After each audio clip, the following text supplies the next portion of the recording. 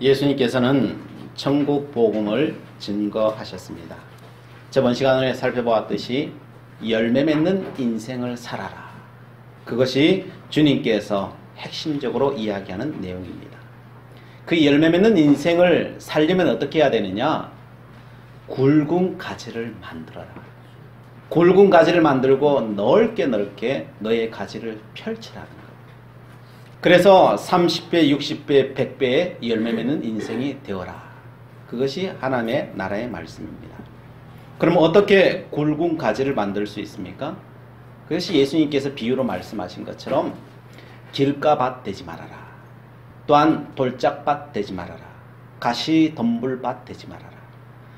이렇게 살아가면은 너희들이 굵은 가지를 만들 수 있고 너희의 그 인생 가운데 많은 새들이 깃들 것이고 짐승들이 보금자리를 틀고 깃들 것이다. 그렇게 되는 것이 하나님의 나라이다. 그것이 하나님 앞에 영광 돌리는 것이고 너희가 이 땅 위에 복되게 살아가는 것이다 라고 말씀하고 있습니다. 그것을 요한 사도는 한마디로 정리를 했습니다. 요한복음 15장에 가면은 포도나무 비유를 하셔요. 포도나무 원줄기는 누구라고 말씀하셔요? 예, 하나님, 예수님 하나님이라고 하죠. 우리는 뭐라고 합니까? 가지라 그런 거예요. 가지. 우리가 기둥이 아니에요. 우리는 포도나무 가지예요. 가지. 포도나무 가지는 열매 맺으려면 어떻게 하면 돼요? 원줄기에 딱 붙어 있으면 돼요. 뭘 해야 되는 게 아니에요. 원줄기에 딱 붙어 있어라. 그러면은 30배, 60배, 100배 열매 맺는다. 너희는 원줄기 되려고 하지 말고 가지 되라는 거예요. 가지. 가지가 해야 될 일은 오직 열매 맺는 거예요. 그거 하라는 거. 사람들은 자신이 자꾸 기둥 되려고 해요. 내가 뭘 이루려고. 그것이 율법주의로 가서 결국 사람을 정죄하는 데로 가요. 그거 하지 말라는 거예요. 우리 인생의 주도권을 너가 가지지 말라는 거예요. 오직 주님께서 주도권을 가지도록 하고 너는 거기 붙어 있어라. 그게 성경이 우리에게 말씀하는 것입니다. 이것 못하면은 우리는 실패하는 인생이 됩니다. 세상에 아무리 잘 나간다 할지라도 하나님 앞에는 실패하는 인생이 되어버립니다. 그래서 사도 바울은 늘 이야기하는 것입니다. 나는 죽고 그리스도로 살아라. 주도권에 대해서는 죽으라는 거예요. 그리고 주님 안에서 너가 붙어서 살라는 거예요. 요한복음 15장 4절에 이렇게 말합니다. 내 안에 거하라. 나도 너희 안에 거하리라. 주도권을 주님 앞에 가져다 드리는 거예요. 그래서 주님 안에 거하는 걸 하는 거예요. 그 주님 안에. 끊임없이 내가 해야 되는 건요. 주님 앞에 거하는 것. 주님 앞에 붙어 있는 거예요. 그래서 주님 나를 이끌어 주세요. 나를 이끌어 주세요. 주님 앞에 계속 주님 앞에 모든 것을 맡기는 거예요. 끊임없이 맡기는 거예요. 7절 말씀해 보면요. 너희가 내 안에 거하고 내 말이 너희 안에 거하면 무엇이든지 원하는 대로 구하라. 그리하면 이루리라. 내가 주님 안에 거하고 주님이 내 안에 거하면서 말씀하신 것이 있잖아요. 그것을 내 입으로 선포해 버리면은 이 땅에 그대로 이루어져 버린다. 그것이 이 땅의 역사를 일으켜버리고 그것을 기적이요 표적이라고 말하는 거예요. 그냥 내가 생각나는 대로 내가 막 다 이야기한다고 되는 게 아니에요. 내가 주님 안에 가고 주님이 내 안에 거하고 그 주님이 나에게 말씀하신 것을 내가 선포하는 것밖에 없어요. 그것을 통하여 하나님의 역사는 이 땅 위에 이루어지는 것입니다. 그래서 제일 중요한 게 뭐냐면요. 붙어 있는 거예요. 가지는 붙어 있으면은요. 이게 30배, 60배, 100배 쫙 펼쳐지는 거예요. 내 인생 바운다리가 넓혀지는 거예요. 그러면 거기에 반드시 열매 맺히게 돼 있어요. 그것이 주님께서 우리에게 말씀하시는 거예요. 그래서 히브리서 기자는 이것을 다른 말로 주님을 생각해라. 주님을 바라봐라. 믿음의 자손은 주님을 끊임없이 바라보는 것이고 주님을 생각하는 것이다. 그것이 붙어 있는 것이라는 거예요. 주님 앞에 붙어 있는 것. 그러면은 그 역사는 일어난다는 것입니다. 그렇습니다. 우리는 날마다요. 주님의 말씀에 귀를 기울여야 돼요. 주님께서 내 마음에 말씀해 주시는 거예요. 영감으로 주시는지 감각으로 주시는지 어떻게 주시는지 주님 앞에 구하고 말씀하시는 거. 그 말씀하신 것은 그대로 말하면요, 그대로 이루어져요. 역사하셔요. 미국에 대언을 잘 하시는, 하나님께서 하시는 말씀을 그대로 사람들에게 말해주는, 그런 이제 대언 사역이라고 해요. 대언해 주시는 분이 있었어요. 오늘 집회를 하는데 앞에 할머니 한 분이 계셨어요. 유독 눈에 들어오는 거예요. 그래서 오늘은 저분에게 말씀을 대언해 줘야 되겠다. 하나님의 말씀을 전해줘야 되겠다 싶었어요. 그래서 하나님, 속으로 기도하는 거죠. 하나님 앞에. 하나님, 오늘 저분에게 말씀을 전해주고 싶은데 저 할머니에게 전해주고 싶은 말씀이 무엇입니까? 라고 물었어요. 그랬더니 주님께서 하시는 말씀이 내가 부두에서 너를 보았노라 라고 말해라는 거예요. 이 이야기 딱 듣자마자 이 목사님이 주님, 이런 거 말고 더 멋진 말, 그죠? 더 좀 사람에게 확 다가가는 그런 말을 주셔야지, 이런 부대에서 널 봤다, 어이란 말입니까? 이것까지 되겠습니까? 그러니까 주님께서 그것만 된다. 너는 내 말만 전해라. 그런 거예요. 그래서 할머니에게 이야기 드리는 거예요. 할머니, 주님께서 말씀하셔요. 주님께서 당신을 부두에서 봤다라고, 보았다라고 이야기하십니다. 라고 전해주었어요. 그랬더니 이 할머니가 갑자기 다리를 후들거리면서 그냥 자리에 덜썩 주저앉는 거예요. 그러면서 엉엉 우는 거예요. 예배 시간이라서 구체적인 건 물어보지 못하고 예배 마친 후에 할머니에 찾아가서 물었어요. 주님께서 부둣가에서 봤다라고 하는 그 말에 왜 그렇게 엉엉 우셨습니까? 라고 물었습니다. 그랬더니 그 할머니가 이야기해 주시는 거예요. 내가 옛날에 30년 전에 이 땅에 전쟁이 일어났고 그 전쟁 때문에 그는 거의 고아가 되었다는 거예요. 본래는 잘 사는 집안의 딸이었다는 거예요. 어려움을 모르고 살았어요. 그런데 전쟁통에 모든 걸 다 잃어버렸어요. 먹고 살아야 되니까 할 수 없이 부둣가에 갔다는 거예요. 부둣가에서 뭘 했냐면요, 전쟁이 일어나니까 이제 오리털을 가지고 이 군복을 만들어서 이제 납품하는 그런 일을 하는데, 이 부둣가에 가서 오리털을 뽑는 거예요. 그걸 뽑아서 이제 그걸 납품하는 거죠. 근데 그 부둣가에 얼마나 칼바람이 부는지, 겨울이라서요. 칼바람이 부는지 이 고생도 안 해본 분이 그 일을 하니까요, 손은 얼어 터지죠. 찬바람이 막 너무너무 힘들었던 거예요. 근데 먹고 살아야 되는 할 수 없이 그 일을 하고 있으면서 원망이 나오는 거예요. 하나님 살아 계시냐고. 하나님, 내가 이렇게 고생하는 거, 내가 힘들어하는 거, 이거 아시냐고.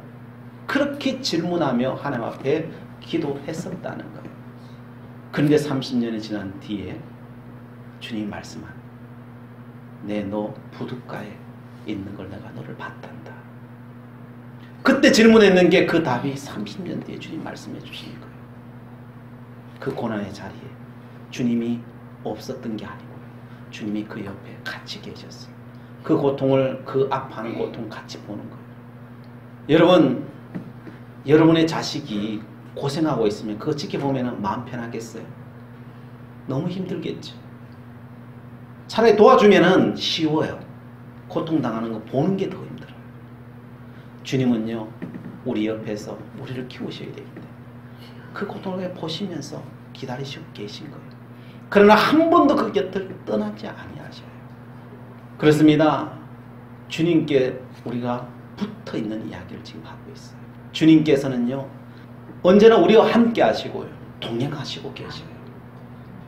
우리가 세상을 이길 수 있는 길은 다른 어떤 게 아니에요. 주님 앞에 붙어 있으면서 주님이 말씀하시는 그 말씀이 우리를 변화시켜요.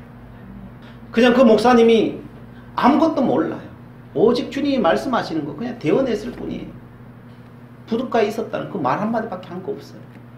그러나 그 말씀이 그 영혼을 완전히 변화시켜버리고 새로운 인생으로 변화시켜버려요. 그게 주님의 말씀이에요. 그게 역사예요. 역사. 그렇습니다. 오늘 우리가 해야 되는 것은 다른 게 아니에요. 내가 주님 안에, 주님이 내 안에 거하는 거 해야 돼요. 다른 걸 하는 거예요. 붙어있는 삶을 살아야 돼요. 붙어있는 삶.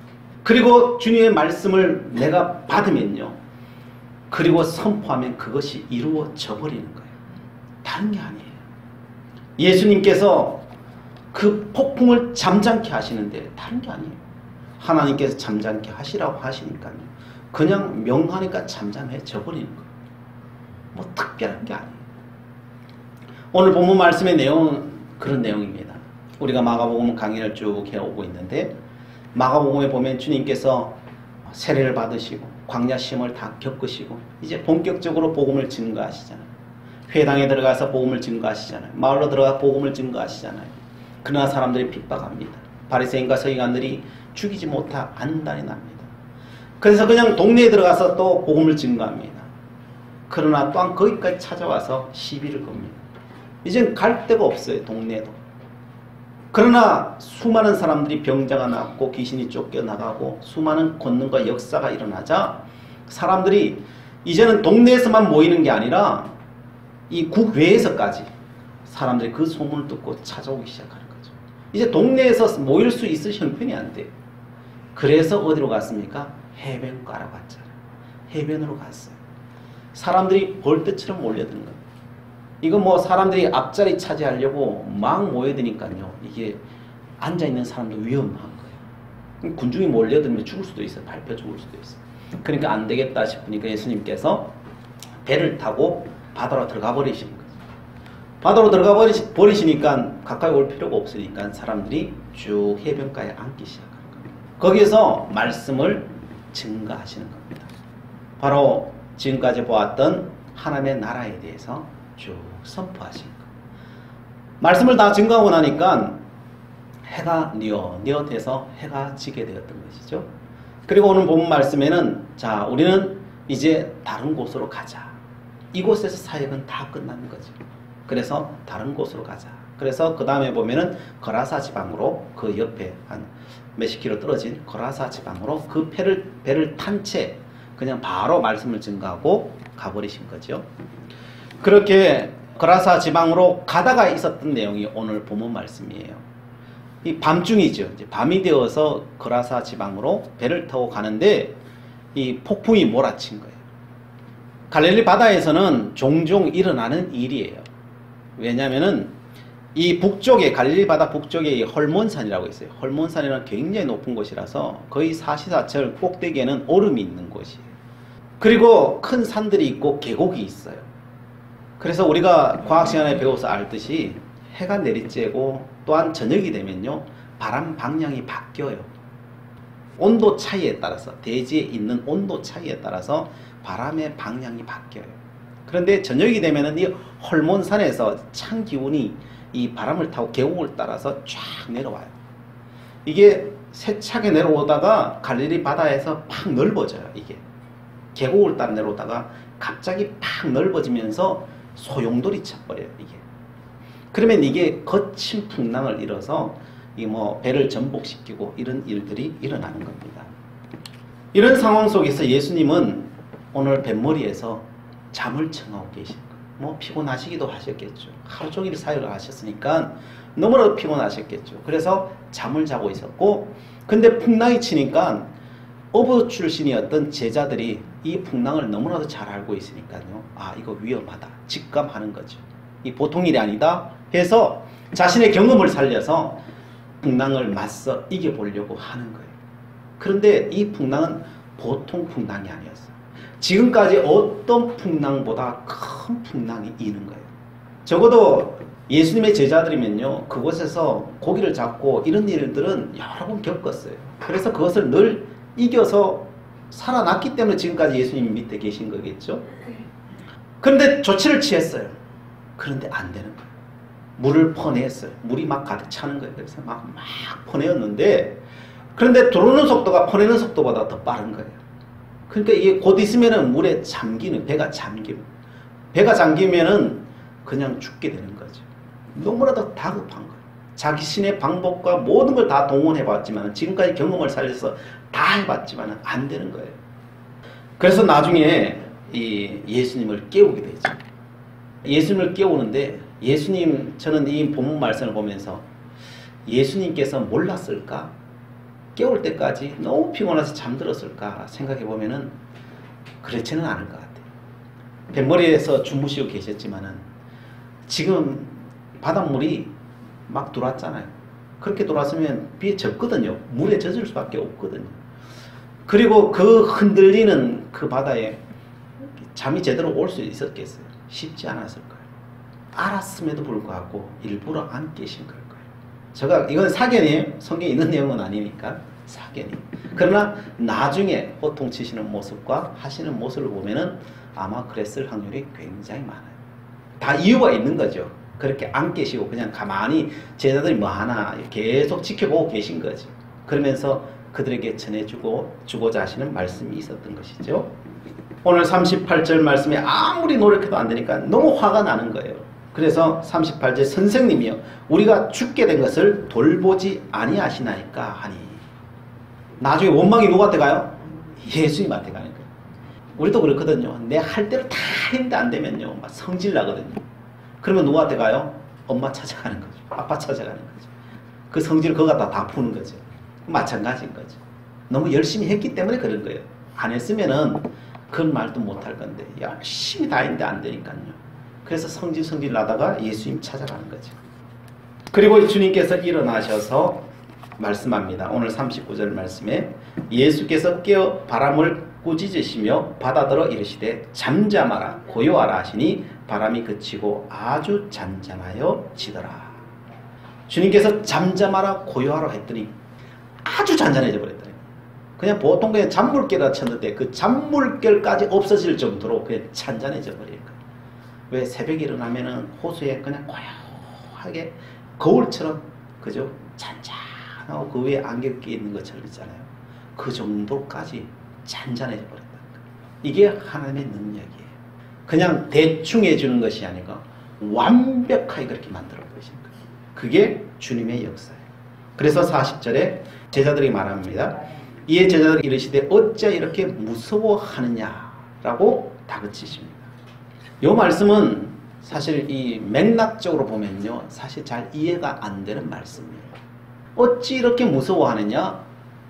여러분 그런 상황 속에 집어넣으면 무서워할까요 안 할까요?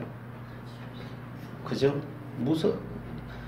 아니 그냥 산에 들어가서 산길 걸어가라 그래도 무서워 떠는데 우리는 그렇잖아요. 그죠?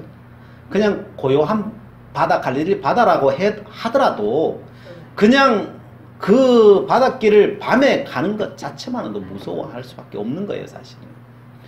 그런데 이 폭풍 치는데 왜 무서워하느냐 말이 돼요.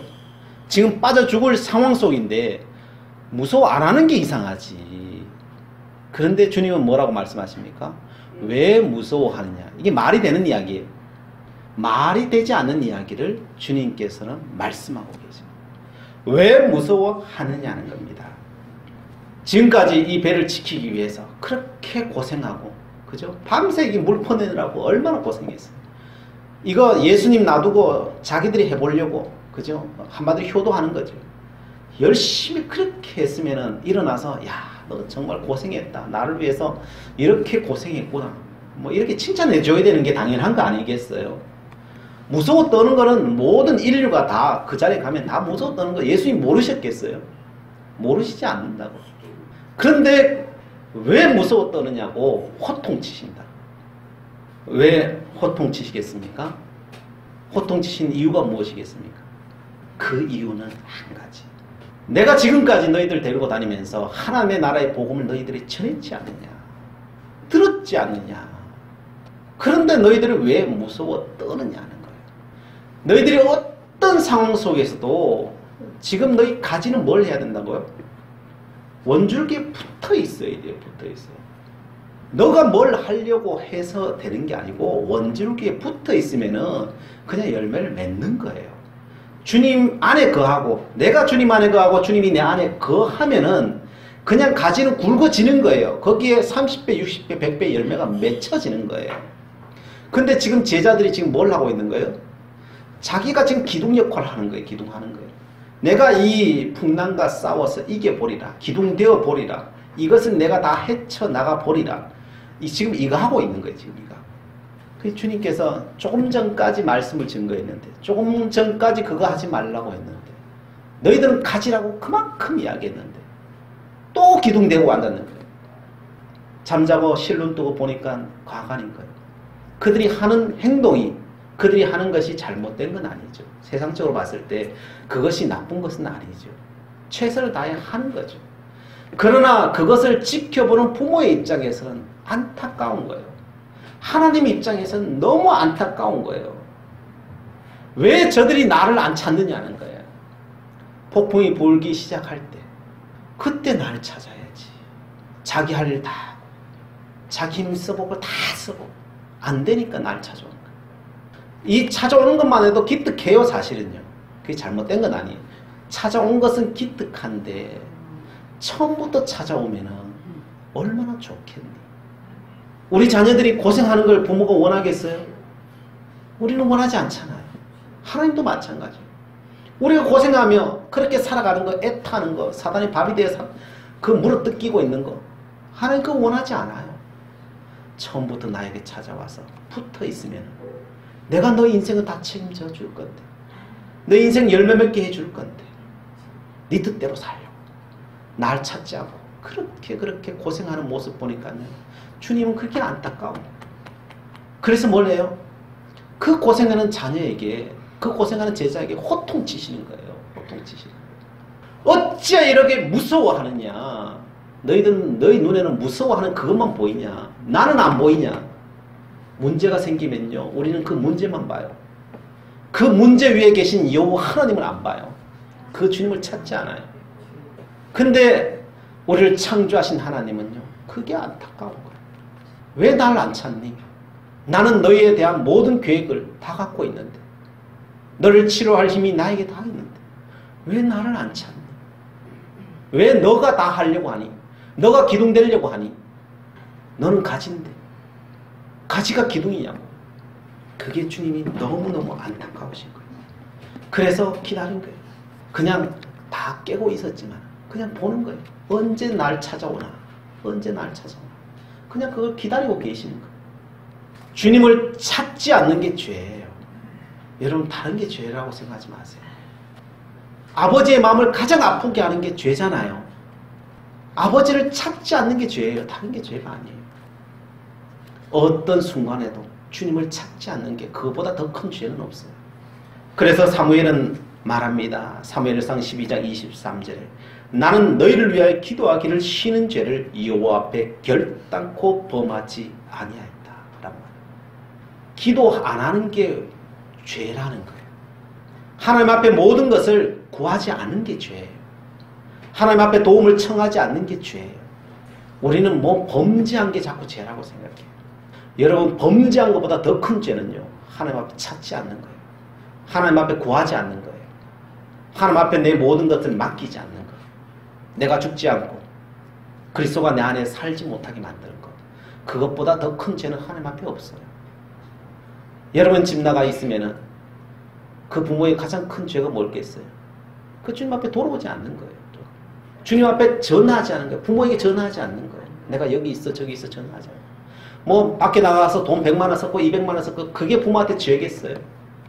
그런 거 아무것도 아니에요. 그래서 주님께서 말씀합니다.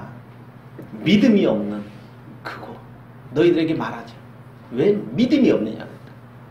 왜 내가 너희의 주님이시라는 거, 너희의 모든 인생의 너의 해결자라는 걸 너희들은 왜 안 믿느냐는 거예요. 안 믿는 게 뭐예요? 기도하지 않는 거예요. 모든 것 앞에 하나님 앞에 기도하지 않는 것이 있다면 그건 하나님 안 믿는 거예요.